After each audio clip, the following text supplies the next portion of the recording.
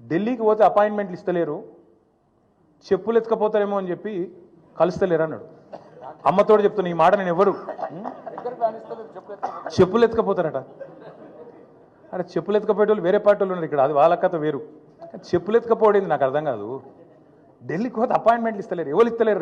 రాహుల్ గాంధీ ఇస్తలేడు, వరకు కరెక్టే. నీకు ఇయ్యరు కూడా, ఎట్లు ఇస్తారు? నీకు తెలిసిపోయింది నీ కథ అంతా. ఇయ్యరు. ఈ కొత్తగా ఎవరైనా సుట్టపోడు కొత్తగా వస్తేనేమో మర్యాద ఇస్తారు ఎవరైనా సరే, 4 రోజులు ఉంటుంది మర్యాద. ఇక కానీ నువ్వు వచ్చేదేమో ఢిల్లీకి నీ పని మీద వస్తావు, మీ మూటలు మోసుకపోయేందుకు 42, 43 సార్లు పోతావు ఇప్పటికీ. అందులోనట ఈయన ఎకానమీ క్లాస్లో పోతుండట. బా ఫోటోలు మొత్తం బయట పెడతాం, ప్రైవేట్ ఫ్లైట్లు, బిజినెస్ క్లాసులు, మీ ట్రిప్పులు మొత్తం ఫోటోలు బయట పెడతాం, సోషల్ మీడియాలో ఇప్పటికీ తిరుగుతున్నాయి, మళ్ళీ పెడతాం.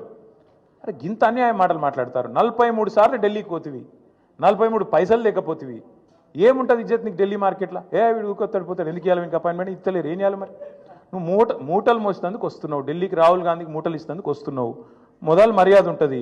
ఇక ఆఖరికి దొంగలెక్కనే చూస్తారు.